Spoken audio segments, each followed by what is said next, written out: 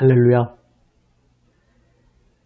크신 긍휼로 우리를 끌어안아 주시고 십자가 보혈 은혜 그 능력으로 성령님의 인도하심으로 오늘도 우리를 빚으시고 새롭게 하시는 우리 주님을 찬양합니다. 우리를 이끌어 주시는 주님 말씀만 붙잡고 주님 말씀 앞으로 나아갑니다. 함께 찬송합니다. 찬송가 425장입니다. 찬송가 425장입니다. 주님의 뜻을 이루소서 고요한 중에 기다리니 진흙과 같은 날 빚으사 주님의 형상 만드소서. 주님의 뜻을 이루소서. 주님 발 앞에 엎드리니 나의 맘속을 살피시사 눈보다 희게 하옵소서. 주님의 뜻을 이루소서. 병들어 몸이 피곤할 때 권능의 손을 내게 펴사 강건케 하여 주옵소서. 주님의 뜻을 이루소서. 온전히 나를 주장하사 주님과 함께 동행함을 만민이 알게 하옵소서. 아멘. 기도하시겠습니다. 아버지 하나님, 저희를 새롭게 하시는 주님만 바라보고 의지하며 주님 앞에 엎드립니다. 주님 말씀하여 주시옵소서. 생명 말씀으로 저희의 심령을 새롭게 하여 주시옵소서. 진리의 길로 인도하여 주시옵소서. 우리 구주 예수 그리스도의 이름으로 기도드립니다. 아멘. 하나님 말씀 레위기 20장 1절에서 16절 말씀입니다. 구약 성경 176면 레위기 20장 1절에서 16절 말씀입니다. 새 번역으로 읽습니다. 주님께서 모세에게 말씀하셨다. 너는 이스라엘 자손에게 다음과 같이 일러라. 이스라엘 자손 가운데서 어떤 사람이든지 또는 이스라엘에서 나그네로 사는 외국 사람 가운데서 어떤 사람이든지 제 자식을 몰렉에게 제물로 준다면 그를 반드시 사형에 처해야 한다. 그 지방 사람이 그를 돌로 쳐 죽여야 한다. 나도 바로 그런 자에게 진노하여 그를 자기 백성에게서 끊어지게 하겠다. 그가 자식을 몰렉에게 주어 나의 성소를 더럽히고 나의 거룩한 이름을 욕되게 하였기 때문이다. 그 지방 사람이 자식을 몰렉에게 준 자를 눈감아주고 그를 사형에 처하지 않으면 내가 직접 그와 그의 가문에 진노를 부어서 그는 물론이고 그를 따라 몰렉을 섬기며 음란한 짓을 한 자들을 모조리 자기 백성에게서 끊어지게 하겠다. 어느 누가 혼백을 불러내는 여자와 마법을 쓰는 사람에게 다니면서 그들을 따라 음란한 짓을 하면 나는 바로 그 자에게 진노하여 그를 자기 백성에게서 끊어지게 하겠다. 그러므로 너희는 몸가짐을 깨끗하게 하고 거룩한 사람이 되어야 한다. 나는 주 너희의 하나님이기 때문이다. 내가 정한 규례를 지켜 그대로 하여야 한다. 나는 너희를 거룩하게 한 주다. 아버지나 어머니를 저주하는 사람은 반드시 사형에 처해야 한다.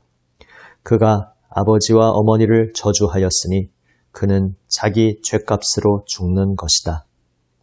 남자가 다른 남자의 아내, 곧 자기의 이웃집 아내와 간통하면 간음한 두 남녀는 함께 반드시 사형에 처해야 한다.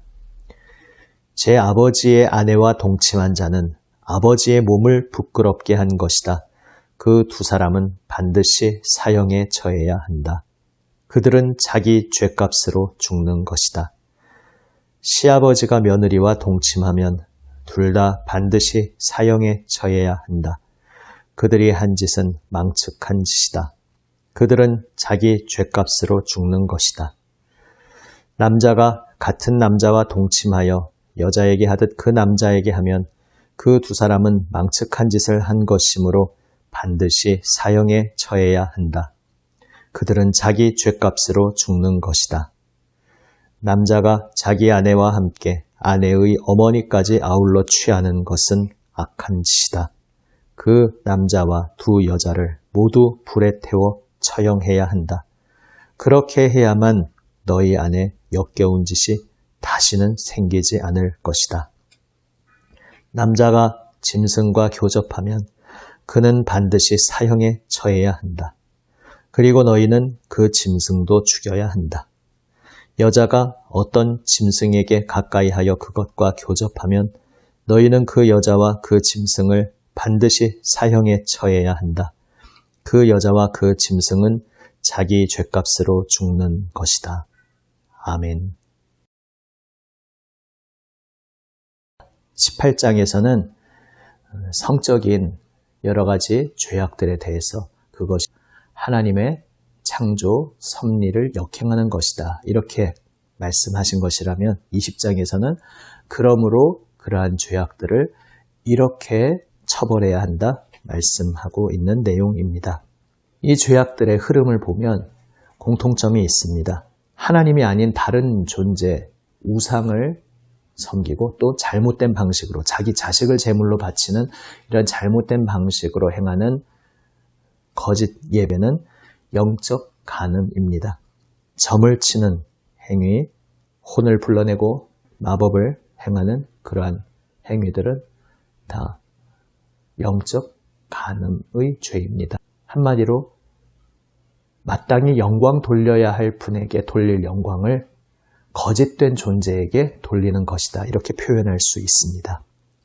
그리고 이어지는 여러 가지 성적인 죄악도 마찬가지 맥락입니다.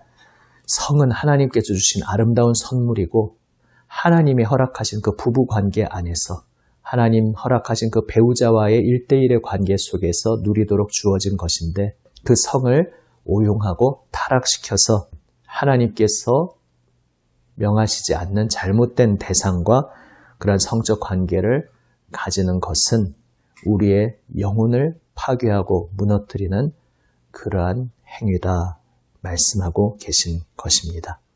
절대로 그 대상이 될 수 없는 그러한 상대가 있습니다. 일단 사람과 사람이 서로 배우자로 만나야 한다는 것이 하나님의 창조 질서입니다. 더 나아가서 또 친족 관계의 사람들입니다. 그 친족 관계의 사람들과 내가 성적 행위로 성적 관계를 맺을 경우에 고유한 부부 관계들이 다 어그러지고 깨트려집니다. 그래서 하나님께서는 1대1로 배타적으로 서로가 서로에게 언약으로 헌신하며 오직 그 속에서 아름답게 누려질 성이 깨어지지 않도록 그것이 위협을 받지 않도록 친족 관계 안에서 그렇게 관계가 복잡하게 꼬여서는 안 된다 말씀하고 계신 것입니다. 또한 하나님 창조 섭리를 따라서 남성과 남성이 여성을 나의 배우자로 만나고 여성이 남성을 나의 배우자로 만나도록 하나님께서 그렇게 창조하셨다는 것을 말씀하고 있습니다. 성경을 해석하고 적용하는 데 있어서는 무조건 문자적으로 적용하는 것을 조심해야 하는 면이 있습니다. 그래서 오늘 이 본문을 포함해서 저희 동성애적 주제에 대해서 성경이 과연 무엇을 말씀하고 있는가 여러 가지 해석들을 하고 있습니다. 하지만 제가 볼 때에 다른 본문들은 일단 차치하고서라도 레위기 18장과 20장에서 일단 이 시대의 적용을 다 떠나서 당시 그 시대 속에서 지금 그 맥락 속에서 하나님이 무엇을 말씀하신 것인가, 여기서 남성이 남성과 동침하는 것은 하나님이 기뻐하시지 않는 것이다 말씀하신 것은 아무리 보아도 어떤 것을 연결시켜도 다르게 억지로 끌어붙여서 해석하는 것은 무리가 있습니다. 이 본문 18장과 20장은 그 의미가 너무나 명확합니다. 남성이 남성과 동침하는 성적 관계를 맺는 것은 하나님의 창조 질서를 역행하는 것이다. 이것은 너무나 명확하게 오늘 본문에서 말씀하고 있는 바입니다.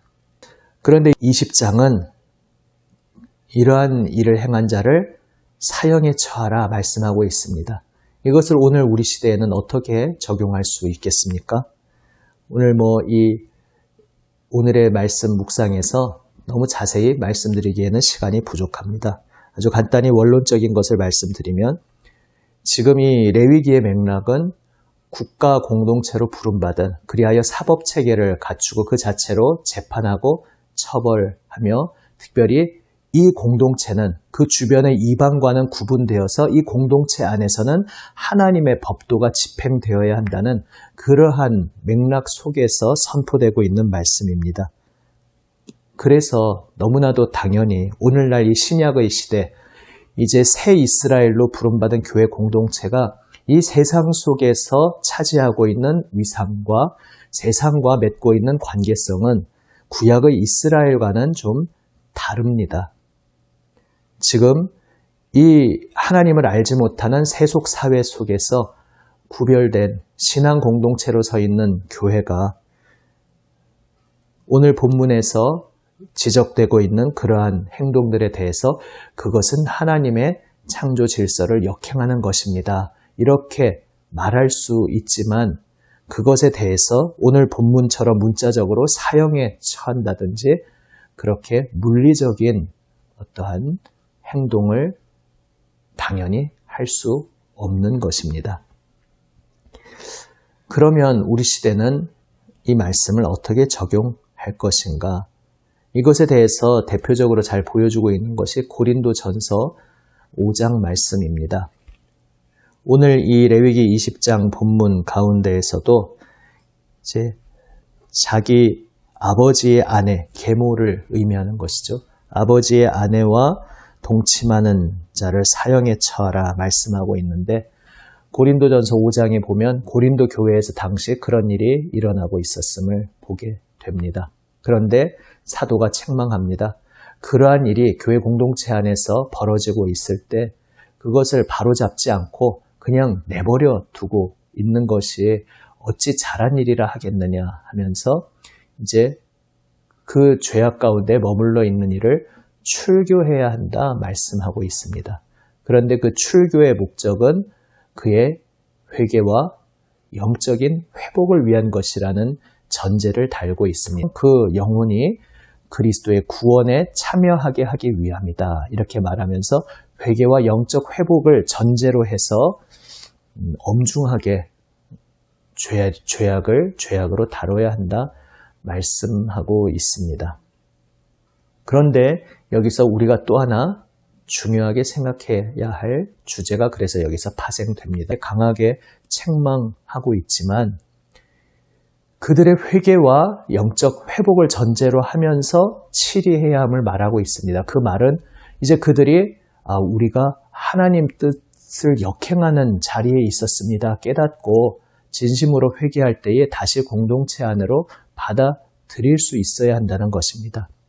그런데 어쩌면 오늘 이 시대 교회라는 이름으로 성도라는 이름으로 살아가고 있는 우리는 사도가 보여주는 이 신약 완성된 예수 그리스도 십자가 보혈 능력, 그 복음의 능력을 진심으로 우리 마음속에 품고 있는가 우리 자신을 돌아보아야 합니다. 어쩌면 우리는 복음의 능력을 가슴에 품고 있는 것이 아니라 여전히 율법주의적인 사고방식을 가지고 살아가고 있을지도 모릅니다. 율법주의가 무엇인지에 대해서는 율법이 아니라 율법주의가 왜 하나님 앞에서 악한 것인지에 대해서는 주일에 말씀드린 것을 다시 잘 참고해 보시기 바랍니다. 참된 복음의 능력에 사로잡혀 있지 않고 율법주의에 빠져 있을 때 남의 죄악에 대해서는 왈가왈부하고 흥분하고 극도로 펄쩍 뛰지만 자기 자신의 죄악을 보지 못하는 그러한 함정에 빠집니다.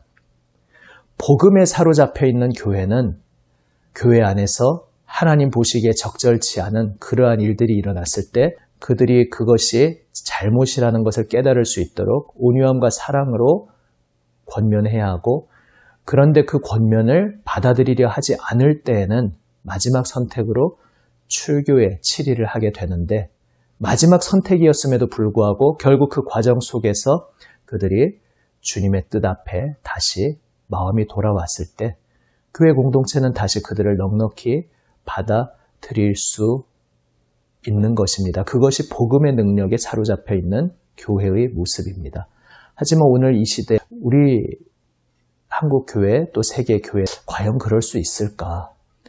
야, 저 집에 계모하고 자식이 부적절한 관계를 맺었다더라. 이제 낙인이 찍혀서 복음으로 그들이 회개하고 영적으로 회복되고 뭐 이런 여부와 상관없이 영원한 죄인으로 낙인이 찍혀서 무언가 파렴치한 자로, 혐오스러운 자로 영원히 낙인 찍혀서 다시는 만나지 못하게 되는 일이 오늘 이 시대 우리 교회의 현 주소는 아닐까 생각해 보게 됩니다.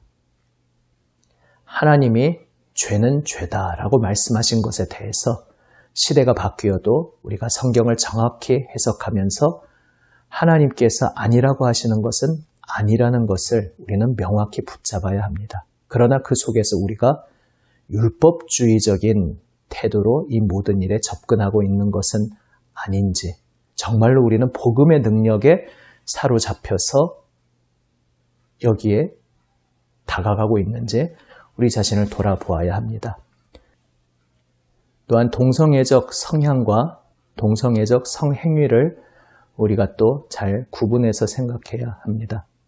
오늘 레위기 20장 본문은 동성애적 성행위를 절대 행해서는 안 된다. 하나님께서 너무나 명확하게 말씀하십니다.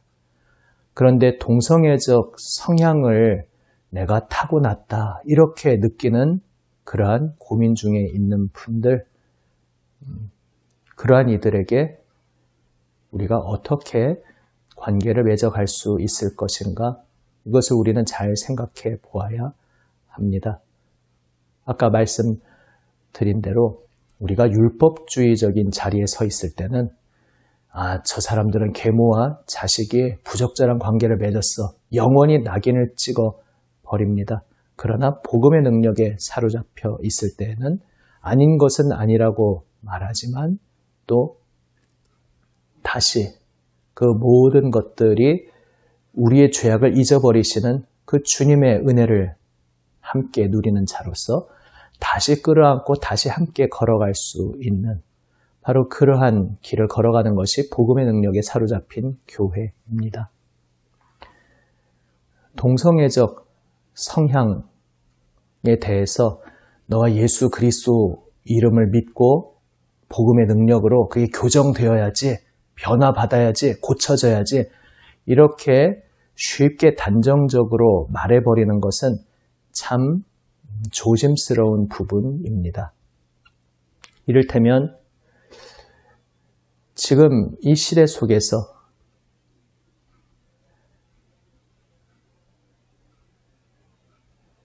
지금 탄식하는 모든 피조물이 탄식하는 이 시대 속에서 우리는 제각각 어떤 특정한 아픔들을 혹은 어려움들을 가지고 있을 수 있습니다. 어떤 분은 분노 조절 장애를 가지고 힘들어 하실 수 있습니다.